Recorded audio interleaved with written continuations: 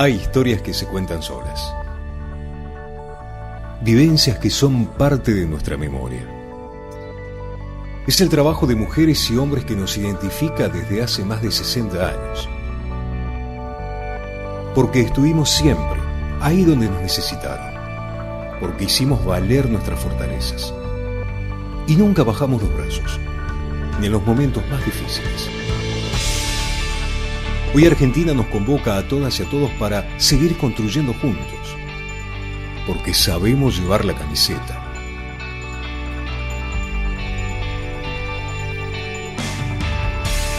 En cada laboratorio, en el territorio que conocemos, en el saber que generamos todos los días. Nuestra bandera son millones de compatriotas, de La Quiaca a Ushuaia, con quienes escribimos esta historia.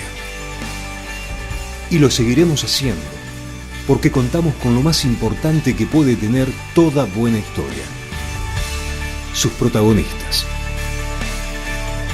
Son ustedes. Somos INTA. Es Argentina.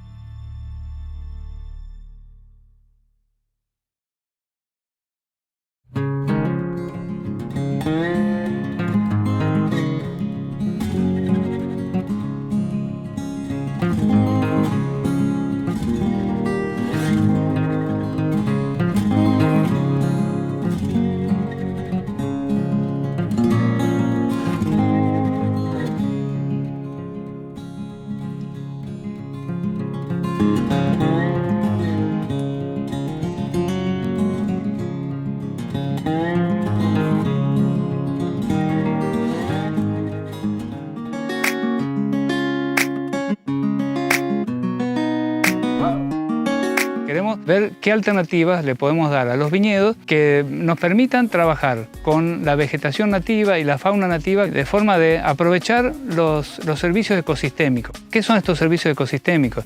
Son esos procesos que ocurren naturalmente en los ecosistemas, en este caso en agroecosistemas, y proveen a la producción de una serie de beneficios. Un beneficio claro es la cosecha de uva, pero además hay otros beneficios que pueden estar ayudando, y en eso la vegetación nativa contribuye mucho. Por ejemplo, la retención del suelo, la posibilidad de que el suelo no se vuele, no sea erosionado por el agua. Nosotros lo que estamos queriendo ver también es cómo podemos involucrar en estos viñedos plantas, especies de flor, que son atractivas para la fauna que vive en la zona. Fundamentalmente artrópodos, insectos, que tienen funciones benéficas. Mi experiencia se basó en estudiar las comunidades de aves en los agroecosistemas. Los agroecosistemas son los sistemas donde hay producción, pero también se contemplan otros elementos del paisaje, como los bordes, como si hay parches de bosque, cauces. Todo eso empezamos a estudiarlo acá en la región, en Cuyo, en Mendoza, donde evaluamos la presencia de aves en bordes de viñedos y en el centro de los viñedos. Y lo que se ve, por lo general, es lo que estuvimos viendo en toda la región pampeana y el Espinal, la importancia de estos bordes vegetados, en particular en esta zona son cauces vegetados, y que las aves están más cerca de los bordes, ¿no? Que son necesarios estos cauces vegetados.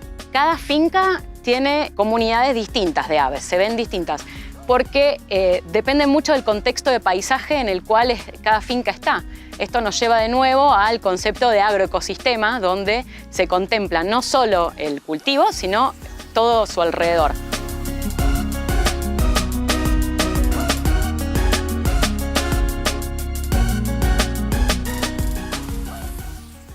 Buenos días a todos, mi nombre es Valeria Martín y voy a mostrarles el trabajo que estamos desarrollando con las semillas de Festuca pallescens con el objetivo de llevarla al cultivo en condiciones naturales. Uno de los desafíos más importantes a la hora de llevar al cultivo una especie en zonas áridas y en condiciones naturales es lograr que la plántula se establezca y sobreviva sin riego. Festuca pallescens es una especie que da semillas con buen poder germinativo. Sin embargo, hay un cuello de botella que se da durante la primera temporada seca, en la cual muchas plántulas mueren, ya que en ese estadio son muy susceptibles al estrés hídrico. Esta situación puede verse agravada en el contexto de cambio climático, con sequías cada vez más extensas y en ambientes degradados por sobrepastoreo. Con el fin de aumentar la proporción de semillas que llegan efectivamente a desarrollarse en plantas adultas, estamos realizando ensayos con semillas tratadas de distinta manera para evaluar la emergencia y supervivencia de plántulas en condiciones naturales. Está proyectado realizar ensayos a campo y en invernáculo usando 4 tratamientos distintos: semilla sin tratar, que sería el control, semilla peletizada, semilla con hidrogel y semilla peletizada con hidrogel. Para estos ensayos decidimos utilizar semillas provenientes de una sola población ubicada en el campo anexo del INTA en Pilcanilleu, al oeste de Río Negro. Las semillas peletizadas fueron tratadas con una tecnología de recubrimiento de semillas que incorpora biofertilizantes, micronutrientes, terápicos y otros materiales que mejoran la textura de la semilla.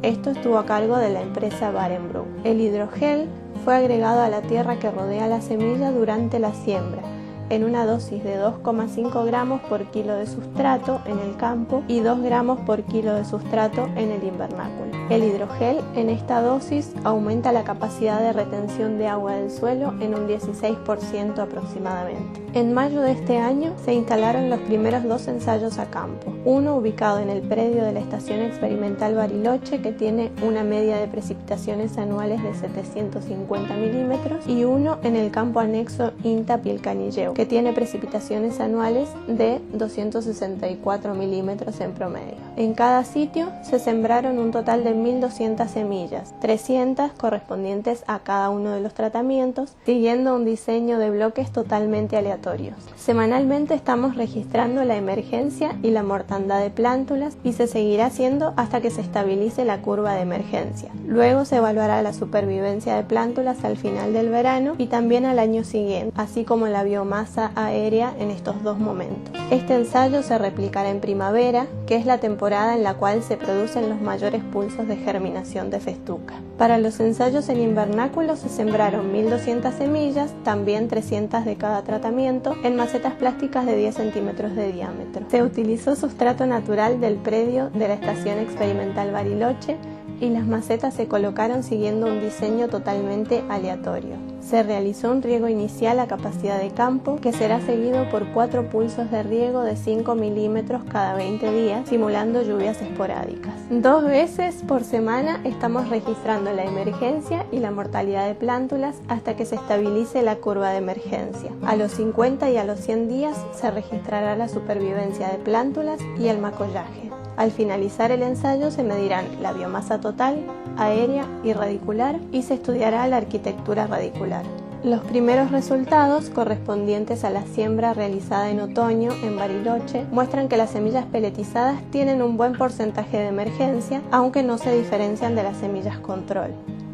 La siembra con hidrogel retrasó la emergencia de plántulas, posiblemente debido a una barrera física asociada al congelamiento del hidrogel, debido a las bajas temperaturas registradas durante mayo y junio de este año. A priori, entonces, podemos decir que el hidrogel no parece recomendable para la siembra en otoño.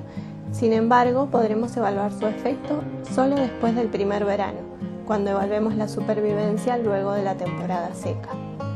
Los resultados de este trabajo, al que hemos llamado Desarrollo de Semillas Inteligentes, nos permitirá elaborar un protocolo de siembra a campo para su uso en pastizales degradados por pastoreo o altamente susceptibles a la degradación. De este modo se lograría incrementar la productividad de los pastizales, mitigar su degradación y promover su restauración.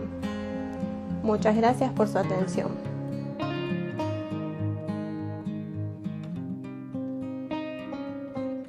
Sí, vamos a pasar al último grupo dentro del área de investigación de manejo de plagas y residuos y va a iniciar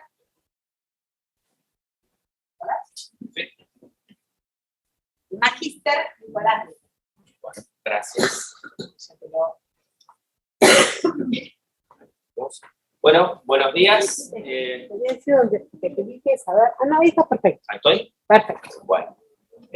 Hoy vamos a hablar y vamos a presentar las líneas de investigación y las tecnologías que tenemos en el laboratorio de transformación de los residuos. Principalmente nosotros nos dedicamos al desarrollo de tecnologías de tratamiento de residuos efluentes y enfocado en sistemas agropecuarios y agroindustriales. Cabe recordar que los residuos agropecuarios y agroindustriales, si no son gestionados correctamente, van a generar un impacto posiblemente negativo. Entonces, lo que vamos a ver de acá en adelante van a ser todos sistemas de tratamiento para poder minimizar y cuantificar también. Y ver lo que nosotros hacemos mucho énfasis también en ver la evaluación de la calidad de esos productos que vamos generando para que vuelvan a ingresar a la cadena productiva o que vuelvan a ingresar al sistema de producción. Principalmente las líneas de trabajo que tenemos en el laboratorio son el compostaje, la digestión anaeróbica, tratamientos físico-químicos, todo esto enfocado a lo que es efluentes, residuos de diferentes actividades. Por lo general, en donde nosotros más estamos trabajando es en diferentes residuos de actividades intensificadas, ¿no? Por lo general animales y también agroindustriales. También tenemos la línea de trabajo de ecotoxicología y valorización agronómica. El laboratorio desde ya hace mucho tiempo se caracterizó, o mejor dicho, nos especializamos en lo que es la caracterización de estas matrices, ¿no? Que son tanto residuos, efluentes y compost. En el laboratorio tenemos todas las capacidades para hacer, mucha cantidad de parámetros físico-químicos como también ecotoxicológicos. A partir de esto y del trabajo ya de hace varios años, pudimos obtener hace ya un año el compendio, que es una publicación que está en la web, en el repositorio INTA, de forma gratuita se puede bajar, y que lo importante de esta publicación es que uno puede consultar en realidad todas las metodologías analíticas para poder ver ver la caracterización en compost, en efluentes de este tipo de residuos, ¿no? Y también un poco lo importante de esto es que se hizo con muchos laboratorios del INTA y también de universidades. Y ya entrando al cabo de esta charla vamos a ir viendo las diferentes tecnologías que tenemos en el laboratorio. Vamos a empezar con la tecnología de compostaje. En definitiva, el compostaje es una transformación aeróbica y como para ponernos un poco el tema, se caracteriza por ser residuos sólidos, ¿no? Aunque también se pueden hacer con residuos líquidos, pero por lo general el compostaje se aplica muy bien en lo que es residuos sólidos, de actividades, por ejemplo, de aves de pollo parrillero, de aves ponedoras, en cerdos, en feedlot. En definitiva, el proceso de compostaje es una cadena o es una sucesión de microorganismos que van degradando la materia orgánica, pero lo importante de ese proceso es que logramos una estabilización de la materia orgánica y una higienización. Recordemos que muchos de estos residuos, de estos animales, tienen patógenos, y muchos son zoonóticos. Entonces, ahí está un poco lo importante de poder gestionar los residuos y poder tratarlos. ¿Qué es lo que logramos de todo este proceso? Una enmienda orgánica. Una enmienda orgánica que nosotros podemos saber la calidad que tiene y esa materia orgánica estabilizada, sabiendo la cantidad de nutrientes que tiene, puede volver a ingresar al sistema. Con respecto al compostaje, un poco nosotros lo que hacemos, como les dije, la caracterización es fundamental en esto, tener una buena caracterización, porque así podemos ver qué tipo de tratamiento y escala podemos llegar a hacerlo. Después también contamos en el laboratorio con reactores aeróbicos que nos permiten simular el proceso y hacer un seguimiento de toda la degradación. Por lo general, cuando están vinculadas empresas o algún tercero, lo que se hace es una capacitación y, por último, una escala a campo en una planta de tratamiento. Nosotros, para contarles, en el laboratorio contamos con diferentes tipos de reactores. Todos estos son reactores aeróbicos que están controlados, algunos están controlados con temperatura, otros son mucho más grandes, casi de 100 litros, que nos permiten acercarnos mucho más a las variables que estarían sucediendo en un campo o en una escala piloto. En vez de hacerlo en una escala piloto a campo, se puede hacer en el laboratorio. Bueno, tenemos desde 100 litros, de 500 mililitros, bueno, diferentes escalas que nos permiten ir acercando a cómo se va a comportar ese tipo de residuo en el campo. Nada más para comentarles, nosotros también hacemos ensayos de respirometría aeróbica. Recordemos que en el compostaje es muy importante después medir la estabilidad y la madurez de ese compost. Estos parámetros nos permiten ver la estabilidad, quiere decir si esa materia orgánica se ha degradado, si está totalmente degradada.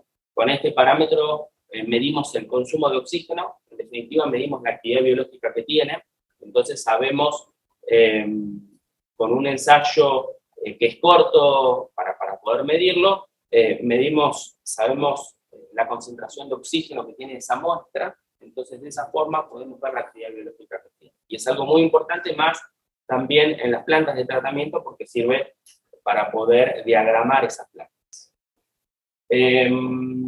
También ya a una escala a campo, nosotros hacemos, bueno, la evaluación, el seguimiento, la evaluación también del producto final de la enmienda, y para poner un ejemplo, nosotros hemos trabajado y hemos colaborado con la planta del Mercado Central de Buenos Aires, en donde se han hecho, y hoy existe la planta de tratamiento. También para poner otro ejemplo, la planta del Mercado de Liniers, que hoy ya se ha mudado, pero bueno, el INTA acá ha trabajado y el laboratorio ha trabajado mucho con respecto al Mercado de Liniers. Acá, como ven, están la planta de tratamiento de sólidos, también en este caso se hizo de líquido. Bueno, y por último, nosotros también lo que evaluamos, y hacemos mucho énfasis en lo que nosotros llamamos la valorización agronómica, de diferentes matrices que manejamos, por ejemplo, digeridos anaeróbicos, efluentes, compost, diferentes, bueno, se están probando ahora el compost peletizado, bueno, diferentes estrategias para que esa materia orgánica y todos esos nutrientes que se generan en un sistema puedan volver al sistema y puedan reemplazar o puedan proveer de materia orgánica y nutrientes a diferentes cultivos que muchas veces son en establecimientos de gran envergadura van a proporcionar los fertilizantes que luego van a requerir esos cultivos para poder alimentar a los animales. Bueno, por mi parte acá ya estaría, los dejaría con Patricia Bres, que va a hablar sobre digestión anaeróbica. Buenas a todos. ¿Estoy bien? Perfecto. Un poquito mejor. Otra de las tecnologías que desarrollamos en nuestro laboratorio es digestión anaeróbica.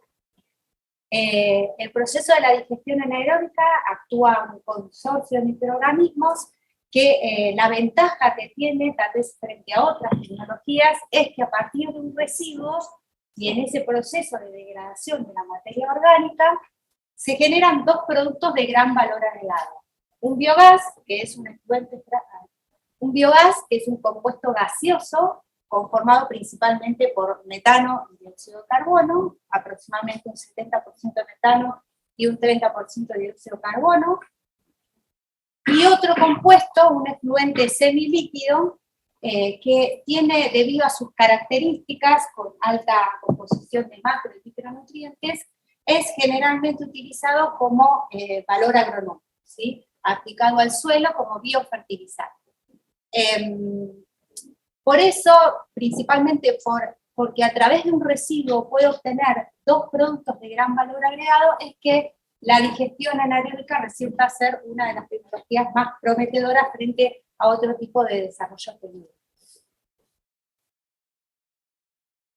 Trabajamos en nuestro laboratorio desde hace varios años, ya más de 17 años, en este proceso anaeróbico, y trabajamos a distintas escalas. Desde escalas en batch, que es con reactores de 500 mililitros, y reactores, batch significa con alimentación, con una única alimentación, y reactores de alimentación semicontinua a distintas escalas, de 5, 25 litros y 200 litros, que todos estos diseños de reactores nos permiten poder evaluar y analizar qué es lo que está ocurriendo en ese proceso anaeróbico. Nosotros lo medimos o vamos utilizando distintos indicadores que nos permiten determinar la eficiencia de ese proceso anaeróbico. Para nosotros es muy importante contar con distintas escalas porque nos permite acercarnos más a lo que puede ocurrir en una planta a escala real. Particularmente nos hemos especializado en lo que es estiércoles ganaderos y principalmente aquellos que tienen altas concentraciones de amonio. El amonio es un inhibidor del proceso anaeróbico, por lo cual trabajamos en aplicar distintas estrategias y metodologías que nos permitan mejorar esa eficiencia, y esa eficiencia, mejorar la eficiencia de un proceso anaeróbico, se va a traducir en mayor rendimiento de biogás y de metano, que es fundamental para asegurar la viabilidad de esta tecnología. Trabajamos algunas de las estrategias que usamos, son procesos de codigestión, adaptación del inóculo. En el inóculo es donde tengo el consorcio de microorganismos, y distintos sistemas de pretratamientos, además de que nos permite poder evaluar distintos tipos de residuos, ¿no? Y mezcla de residuos. Trabajamos en el análisis del proceso y eso nos permitió poder brindar asesoramiento sobre tanto la puesta en marcha de esta tecnología, cómo evaluar y monitorear los reactores anaeróbicos, y cómo va ocurriendo ese proceso mediante distintas variables físico-químicas que son indicadoras de esa eficiencia. También podemos ofrecer ensayos en estos reactores de alimentación continua y hacer pruebas con distintos sustratos. Por ejemplo, nos ha pasado que quieren hacer ensayos pilotos porque quieren incorporar un nuevo residuo a su planta y saber si va a generar el suficiente rendimiento como para que valga la pena volver a ingresarlo a su reactor anaeróbico. Entonces, este tipo de ensayos los podemos realizar en los reactores de alimentación semicontinua. Otro ensayo que hemos desarrollado en nuestro laboratorio son el ensayo potencial bioquímico metanogénico. Este ensayo es una herramienta clave que nos permite determinar de antemano cuánta energía es capaz de generar ese residuo, es decir, cuánta producción máxima de metano va a generar. Hemos desarrollado un diseño propio de reactores que nos permitió, hemos trabajado varios años en generar este tipo de diseño de reactores porque es muy importante poder asegurar la hermeticidad del sistema durante todo el ensayo. Hoy en día esto es un desarrollo metodológico, hemos protocolizado esta metodología que a nivel mundial no está protocolizada, con lo cual resulta bastante complicado poder hacer después estudios comparativos con otro tipo de resultados.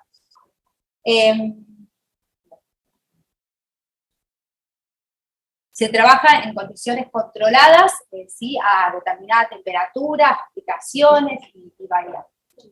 Lo que se obtiene es una curva, este tipo de curvas, donde se va midiendo a lo largo del tiempo cuánto metano libera de ese residuo, y también medimos metano y biogás, ¿no? Esta es una curva típica de las que obtenemos, es un ensayo que dura aproximadamente 2 meses, acá duró 45 días, pero suele durar a veces mucho más, y nos permite poder determinar, como les decía, los litros de metano por kilogramo de sustrato, kilogramo de residuo. Estos son algunos de los residuos que nosotros hemos podido caracterizar energéticamente: guano de aves ponedoras, excluente porcino, estiércol vacuno proveniente de producciones intensificadas y de extensivos, bueno, también residuos de post cosecha. Podemos analizar cualquier tipo de residuo que tenga alto contenido en materia orgánica.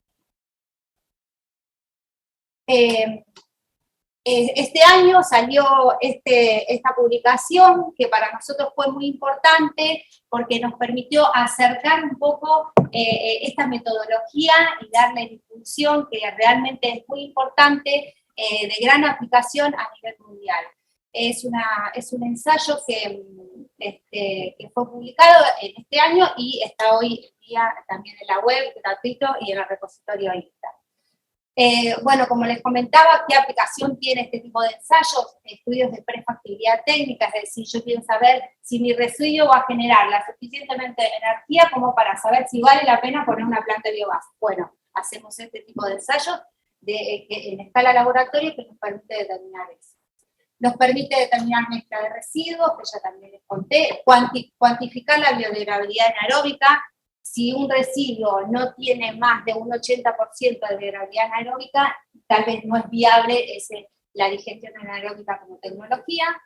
Y bueno, y evaluar la presencia de agentes inhibidores. Por ejemplo, hay un nuevo producto químico que se agrega en esa industria y quiere saber si ese producto químico va a generar una inhibición en su proceso anaeróbico. Bueno, se pueden realizar en este tipo de ensayos.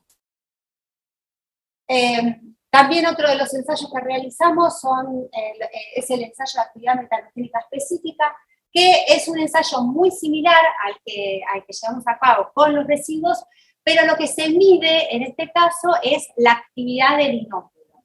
Cuán activo está ese inóculo, donde tengo el consorcio de microorganismos, y se usa mucho en lo que es la puesta en marcha de plantas de biogás. ¿Por qué? Porque para arrancar una planta de biogás necesitamos saber o tener un inóculo que sea activo, ¿no? Que tenga ahí el consorcio de metanogénica suficiente como para poder generar ese proceso anaeróbico. Entonces, por ejemplo, podemos determinar los inóculos, si nos conviene analizar un inóculo de una laguna anaeróbica o de un reactor que está en funcionamiento, y mediante esos ensayos que lo que se hace es agregar un sustrato patrón, entonces nos permite saber la actividad de distintos tipos de inóculos, y así decidir cuál es el inóculo que es más eficiente para arrancar una planta de biogás. Bueno, también, bueno, otro tipo de actividades dentro de un proceso anaeróbico ya en funcionamiento, puedo medir en estos reactores se llaman UASB, que tienen distintas alturas, entonces puedo saber cuán activo está en cada una de esas alturas, ese inóculo, en fin, tiene varias aplicaciones. Otra de las cosas que realizamos es la caracterización de los digeridos, ¿sí? El otro producto que se obtiene en este proceso anaeróbico. Hemos realizado un relevamiento de producción de plantas de biogás en digerido. Esto también está en la web, accesible, gratuito, y está en el repositorio INTA.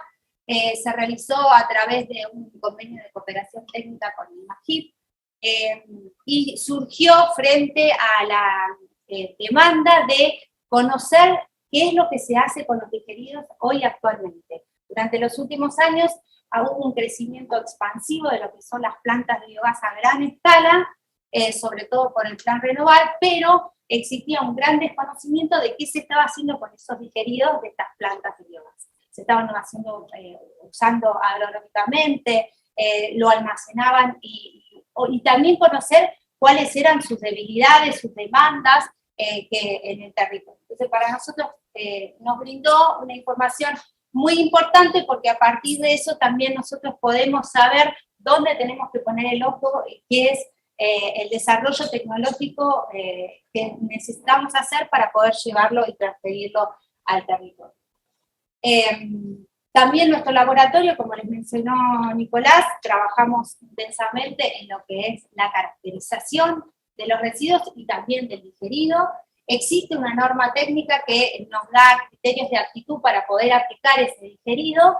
En nuestro laboratorio realizamos todos los parámetros físico-químicos que establece esa norma técnica, y trabajamos en articulación con el Instituto de Patobiología y el Instituto de Floricultura, principalmente por el tema de la terminación de metales y de patógenos, ¿sí?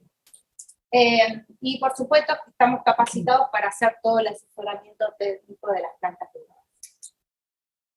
Por último, la nueva línea de investigación que surgió un poco en función a este informe de digeridos que estamos realizando es sobre la recuperación de nutrientes a través de estos digeridos. Lo que usamos es distintas matrices con alta capacidad de absorber principalmente, con el principal mecanismo. Entonces los exponemos a estos digeridos y lo que hace, por ejemplo, uno de los materiales que usamos es el biochar y el otro es la zeolita.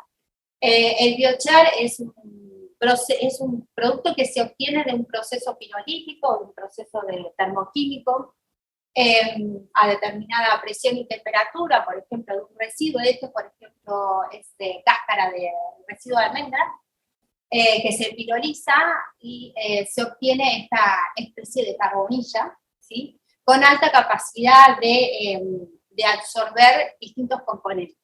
Nosotros lo usamos como soporte para poder recuperar el amonio y el fósforo principalmente, pero tiene otras propiedades como también poder mejorar la calidad de un digerido si tiene altas concentraciones de metales, que puede haber.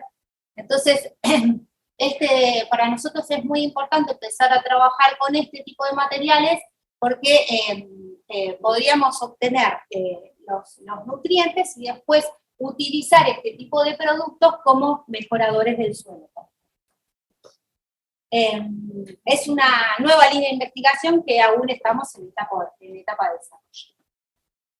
Y por último, para finalizar y tener esta mirada de enfoque integral de lo que ocurre en una planta de biogás, ¿sí?, a gran escala o a pequeña escala, a mediana escala, nosotros podemos trabajar, hemos trabajado en las distintas fases y etapas que ocurre en un proceso anaeróbico. Trabajamos desde lo que es la gestión, manejo y caracterización del residuo, del sustrato en particular, y podemos determinar el potencial energético de esa biomasa. Si es viable, se monta la planta de biogás, nosotros podemos actuar en esto, ¿sí?, en lo que es el análisis del proceso anaeróbico mediante variables de operativas y de control, y poder conocer sobre la evolución de ese proceso degradativo. Y lo otro es, bueno, en lo que es el rendimiento de biogás y de metano que está ocurriendo, y también asesorar sobre los distintos usos y aplicaciones. Y también trabajamos hoy en día con mayor énfasis en todo lo que es la caracterización del digerido a través de todos estos parámetros químicos que establece la norma, y también realizamos ensayos agronómicos que recién se los mostró Nicolás. Otra de las líneas de investigación que trabajamos en nuestro laboratorio es sobre tratamientos físico-químicos. Por ejemplo, realizamos un ensayo que se llama YAR-TEST, que nos permiten, son estudios de prefactibilidad, que nos permiten poder estimar la dosis óptima de coagulantes y floculantes, de distintos tipos de matrices, por supuesto que tienen que ser líquidas, y también realizamos ensayos a escala laboratorio de pruebas de geotextiles. Los geotextiles, que son como lo que ven en esta figura, son sistemas de filtración, que el objetivo principal es poder remover la mayor concentración de sólidos. Esto se usa mucho como sistemas de pretratamiento, y podemos realizar nosotros en nuestro laboratorio distintas pruebas a escala, pruebas de los distintos tramados y geotextiles que existen, y poder así decidir cuál es el geotextil más eficiente frente a determinado tipo de materias. Y nada más, aquí llegué. Ahora sí continúa mi compañero Brian Jan.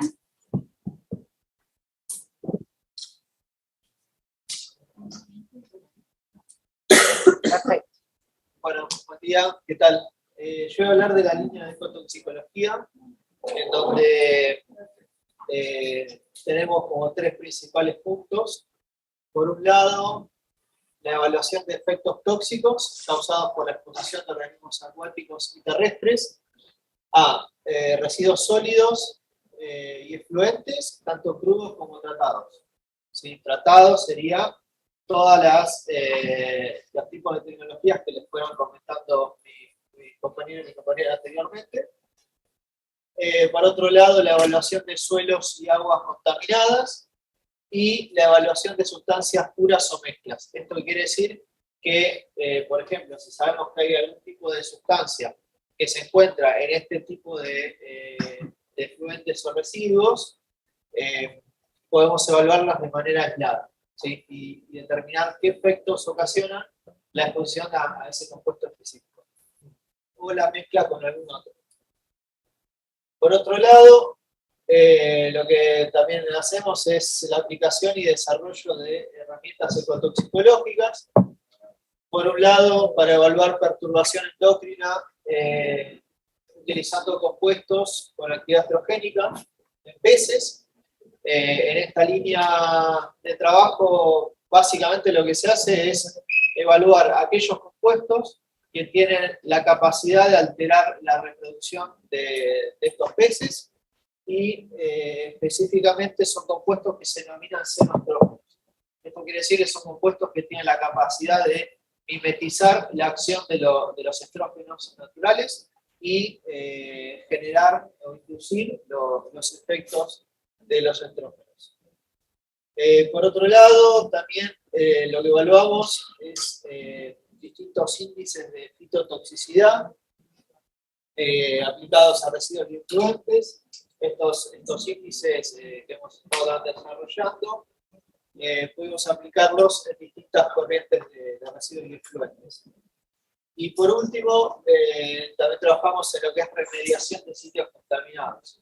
Acá lo que hacemos es aplicar, por ejemplo, distintos tipos de enmiendas orgánicas o inorgánicas a suelos contaminados, por ejemplo, y luego también utilizamos plantas para esa remediación, que se denomina fitorremediación.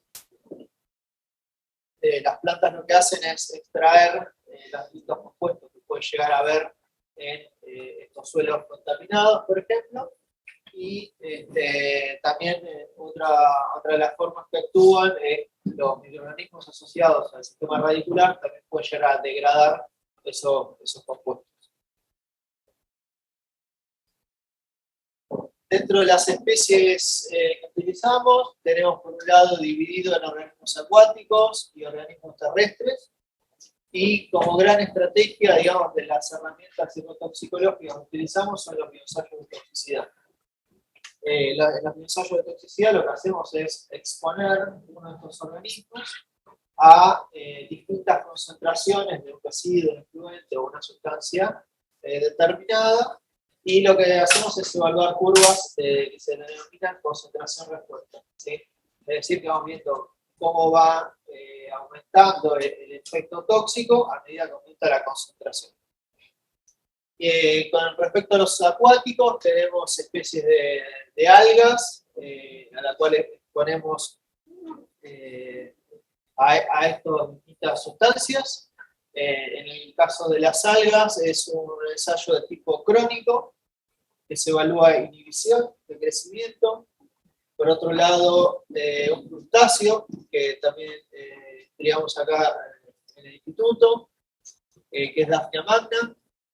En este caso hay dos tipos de bioensayos diferentes, uno que es de exposición aguda, es decir, a corto tiempo de exposición, y que se evalúa inmovilidad, que es una medida indirecta de letalidad en este caso. Se siguen protocolos estandarizados a nivel internacional para esta especie, y también otro ensayo que se utiliza para esta especie son ensayos de tipo crónico, donde se evalúa inhibición de la reproducción. En el último caso de los acuáticos tenemos una especie de pez nativo que lo utilizamos para distintos ensayos también. Por un lado, exposiciones de tipo aguda para evaluar la letalidad, y por otro lado, exposiciones de tipo crónica para evaluar perturbación endocrina, que era lo que les había comentado anteriormente. En el caso de los organismos terrestres, acá puse a modo de ejemplo lechuga y rabanito, pero también hemos utilizado otras especies hortícolas como tomate y zapallo, que son en general un poco más tolerantes, por ejemplo que la lechuga, que es la más sensible. Pero básicamente en este grupo de ensayos lo que se hace es una exposición de tipo aguda desde la semilla, y se evalúa la inhibición de la germinación y la inhibición del crecimiento radicular. También dentro de lo que es plantas, hacemos ensayos con bulbos de cebolla. En ese caso, se hacen exposiciones de tipo aguda para evaluar inhibición de la elongación radicular, pero también inducción de aberraciones cromosómicas, que es lo que se denomina genotoxicidad. ¿Sí? Y por último, utilizamos también especies de lombrices para evaluar, en general son exposiciones de tipo más subcrónica, podrían llegar a ser de tipo aguda, para evaluar letalidad o pérdida del peso. Pero bueno, todas en su conjunto, la idea es tratar de evaluar cómo afectan estos residuos o efluentes, sea crudos o tratados, y en el caso de esta comparativa es para evaluar la efectividad también de alguna manera de esos distintos tipos de tratamientos que les han comentado anteriormente Nicolás y Patricia. Bueno, a modo general, el laboratorio, para ir cerrando esta parte, les queríamos mostrar las distintas vinculaciones que tenemos. Por un lado, a nivel del INTA, en la estructura programática tenemos relacionamientos con distintos proyectos. Por un lado, de bioenergía. Por otro lado, la evaluación de impacto ambiental de residuos y efluentes. Remediación de lo que les comentaba de sitios contaminados y restauración ecológica, y de sanidad animal, en distintos tipos de producciones.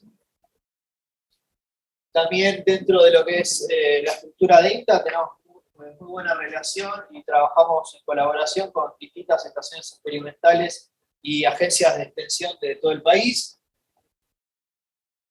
y también institutos de investigación acá de Castelar. Principalmente resaltando floricultura, patobiología y alimentos. Por otro lado tenemos distintos trabajos de financiamiento extrapresupuestario. Estos son proyectos internacionales.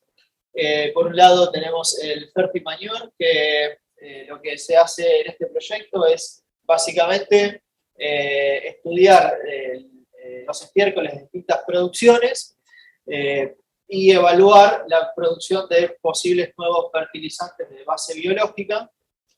Esto es un financiamiento de la Unión Europea. Por otro lado, también otro proyecto de la Unión Europea es este Fight to Climate, que lo que estamos haciendo acá es la evaluación de distintos sitios contaminados en distintas partes del mundo. Nosotros estamos encargados de un sitio piloto acá en Argentina, ubicado en San Juan, en donde lo que estamos haciendo es fitorremediación de ese sitio contaminado y la producción de la biomasa que obtenemos de ahí. La idea es evaluar el potencial de generación de biocombustibles con esa biomasa y recuperar los contaminantes que esa biomasa capturó para reinsertarlos en una idea de circularidad.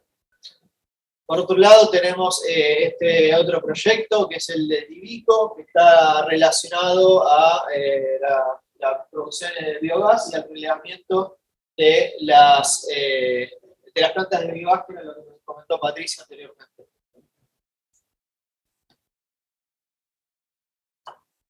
Por otro lado tenemos un convenio de cooperación técnica con China, con el instituto que se llama Bioma, que también está relacionado con lo que es el biogás y la aplicación de los digeridos y la valorización agronómica de los mismos.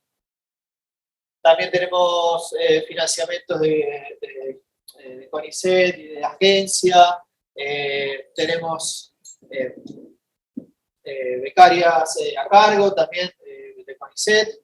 Por otro lado, participamos en distintas redes. Una de ellas, a modo de ejemplo, es la red de energías renovables y medio ambiente.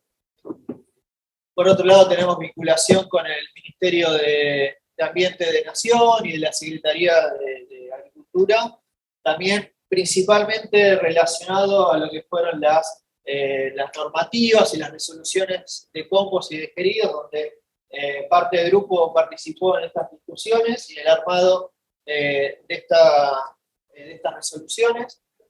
A su vez, parte del grupo también forma parte, como socios fundadores también, de lo que es la Asociación Argentina de Compostaje. Y finalmente tenemos distintos tipos de relacionamientos con distintos actores sociales y de la comunidad. Por un lado, se realizan servicios técnicos especializados para productores de distintas escalas, para empresas. Se hacen convenios de vinculación tecnológica, se analizan muestras de residuos compost y efluentes.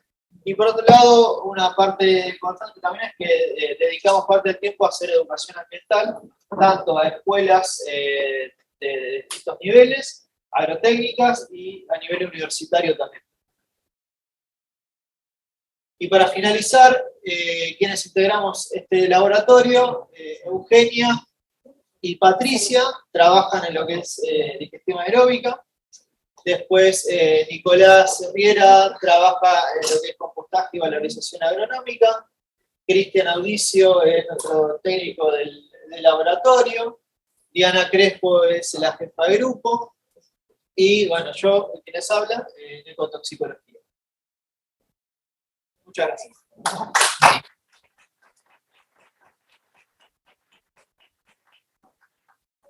Si les parece, entonces ahora vamos a abrir un espacio de intercambio. Y vamos a ver qué tenemos de preguntas. Estuvimos revisando las preguntas. Eugenia nos va a ayudar con la moderación.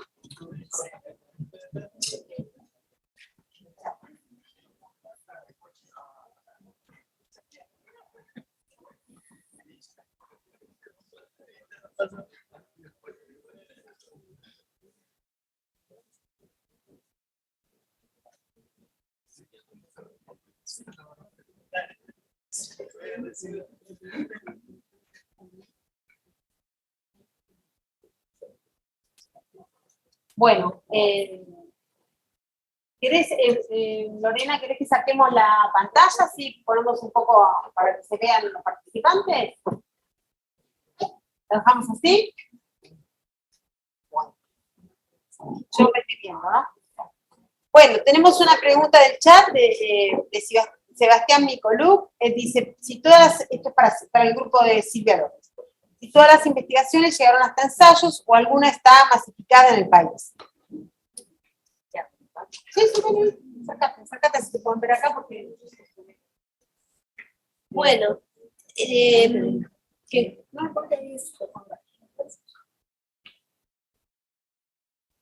a ver, las investigaciones que mostramos del grupo son investigaciones que están en marcha y están en ese estado, en el estado de investigaciones.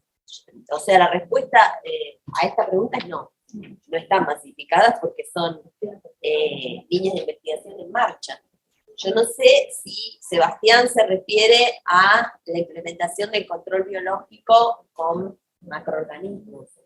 Si la pregunta apunta a eso, bueno, depende del sistema de cultivo. En el caso de los cultivos hortícolas, hoy en día el control biológico con macroorganismos es una realidad. Se está aplicando en los cinturones hortícolas de Corrientes, de Bellavista, en La Plata, en Mar del Plata. Fundamentalmente eso fue un trabajo realizado a lo largo de varios años, gracias a un convenio que el INTA tuvo con la empresa Brometan, pero digamos llevado adelante por la gente de la Estación Experimental del AMBO, no particularmente por nuestro laboratorio, si bien nosotros, digamos, contribuimos de algún modo aportando información sobre la caracterización biológica de algunos de esos enemigos naturales. Y en el caso de los forestales, por ejemplo, en el caso del uso de parasitoide de la chinche, del eucaliptus, que fue lo primero que mostró Carmen, que, digamos, se avanzó en el desarrollo de una metodología de cría del parasitoide, se hicieron liberaciones y evaluación del establecimiento de ese parasitoide, digamos, básicamente esto responde a un programa de control biológico clásico de esfuerzo estatal, del INTA, ¿no?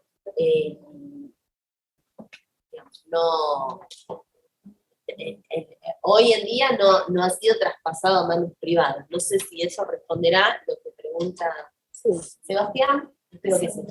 Si no, Sebastián, si querés hacer alguna aclaración, si estás todavía en el chat y querés hacer alguna aclaración, con gusto. Bueno, yo tengo acá otras preguntas que hablan de Javier Clause, del control biológico de hormigas, de líneas de investigación. Sí, tenemos dentro del instituto líneas de investigación. Lo que pasa es que viste que yo di una presentación al principio y mostré que había 2 áreas de investigación. Las líneas de investigación con hormigas están en la otra área de investigación, que es la de insumos microbianos, pero bueno, te puedo comentar, digamos, son investigaciones que tienen que ver con el uso de hongos entomopatógenos. O sea, el uso de hongos que bien o afectan las hormigas, o bien hongos que son micopatógenos, que son hongos que afectan al hongo del que se alimentan las hormigas. Sí hay líneas de investigación, en diferentes grados de avance. Respecto de, hay otra pregunta sobre residuos agropecuarios indirectos, por ejemplo, envases plásticos. No, nosotros no trabajamos, pero dentro del INTA, dentro de lo que es el centro del CENIA, digamos, hay un instituto, digamos, con el que si estás interesado, nosotros podríamos conectarte, que hacen algún tipo de trabajo. Y después, respecto de fitófagos para el control biológico de malezas, no, en este momento no tenemos líneas para el control biológico de malezas dentro acá de nuestro instituto. Sí se hace dentro del INTA. Es otra información que nosotros con mucho gusto te podemos hacer. No sé si alguien quiere hacer alguna otra pregunta o si hay... Sí. Alguien hizo una pregunta por la conexión. A ver. ¿Pasa? Sí. Hay una pregunta por la conexión que la va a responder Albano. Preguntan si se puede... Un poco más atrás, Albano, porque vos sos tan alto que... Preguntan si se puede consultar por la conexión, o sea, de parte de instituciones o particulares. Y la colección en realidad tiene un objetivo de investigación, no está abierta a la comunidad para venir a visitar los bichos libremente, pero sí se pueden hacer consultas y sí está abierta para investigación por otras instituciones e investigadores. Sí, bueno, hay una cosa por ahí para aclarar, en lo que dice Albano, que, digamos, eventualmente, digamos, las escuelas pueden pedir, esto lo digo en general, digamos, acá el predio Castelar, las escuelas pueden pedir, digamos, a través del Servicio de Atención al Ciudadano, se pueden consultar por visitas, y si esa visita, digamos, incluye en nuestro instituto, por supuesto, se le puede mostrar algo, digamos, de lo que es la colección, ¿no? Que puede ser atractivo en especial para los chicos, los más chicos, ¿no? Me preguntan de Marcela González, de la Estación de Mendoza, sí. Si los bioinsumos para control de insectos son de producción propia. Puede ser propia del instituto. Sí. Sí, Marcela, ¿cómo andás? Bueno, nosotros, sí, digamos, todo lo que las líneas con las que se mencionaron que se estaban trabajando, todos los insectos que se están produciendo, se producen acá dentro del instituto. Creo que dentro de lo que comentó Cintia, digamos, estaba el goñosus y Pseudoapanteres dignus, que eran, digamos, dos insectos que habían sido provistos por el Cebubio y por la gente del CEPAP, ¿no? Pero en general, digamos, el resto de los insectos se crían acá dentro de los laboratorios del INSS. Lo mismo, digamos, ya que estamos ahora aclaración, respecto de lo que es la otra área, digamos, de la de insumos microbianos, también se crían tanto las plagas como los microorganismos con los que trabajamos. No sé si eso contesta la pregunta. No sé si hay alguna pregunta más. Sí.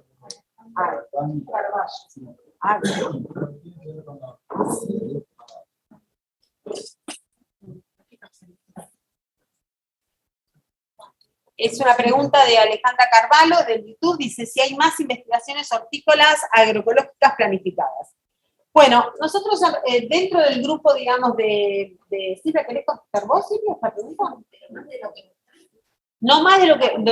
de lo que se mostró, digamos, que creo que sí. ¿Querés hablar del PICT?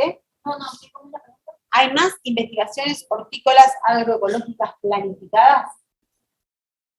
Bueno, Sácate, porque no está la...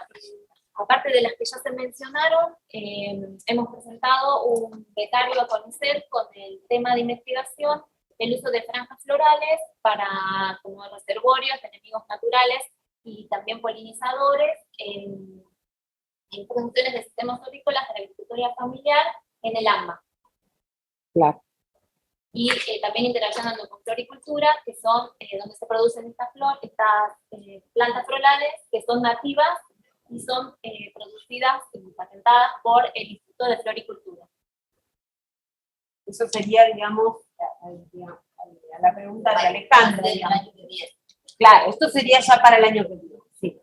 En realidad, de paso aclaro, digamos, Alejandra, que el grupo tiene algunas otras investigaciones, digamos, porque, por ejemplo, con el tema de algunos biopreparados, ya fueron probados sobre algunos enemigos naturales, hay unas piscinas de grado que se han realizado, digamos, antes, y bueno, lo que queda ahora es esto nuevo, digamos, lo que contó Cintia, aunque ya se tiene el PICT, y lo que está para más adelante que está presentado. Y bueno, acá Carlos tiene... Bueno, había unas preguntas para decir, ya están. No sé si alguien quiere hacer una pregunta más. ¿Hay alguna más allá en el chat, Lorena? ¿Nada más? Bueno, entonces damos por cerrada la jornada. Les agradezco a todos y a todas los que participaron. Y bueno, los esperamos para una próxima jornada, que esperamos que sea en breve. Así que bueno, muchas gracias a todas y a todos. Y bueno, nos estamos viendo.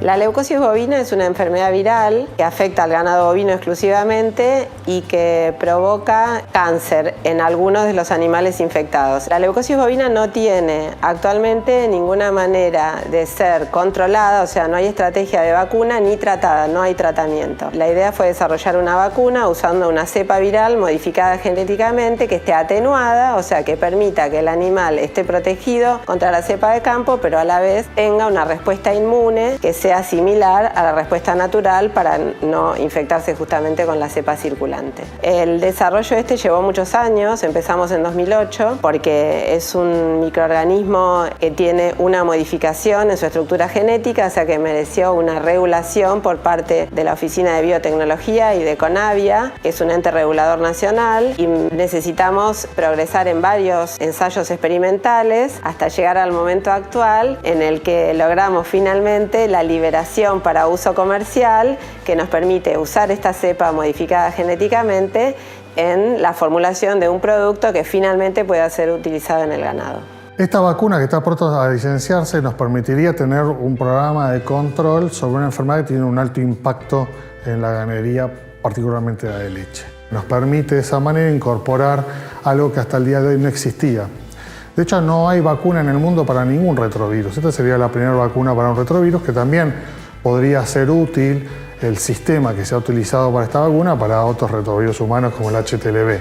Hoy en día los mercados no solamente nos evalúan por la calidad de la carne, por la calidad de leche, por la calidad sanitaria, sino también por la calidad de la producción y el impacto que esta tiene sobre el medio ambiente. Si nosotros tenemos producciones ganaderas que son más eficientes, son más sostenibles y nos permitirían ingresar en otros mercados que hoy no podemos.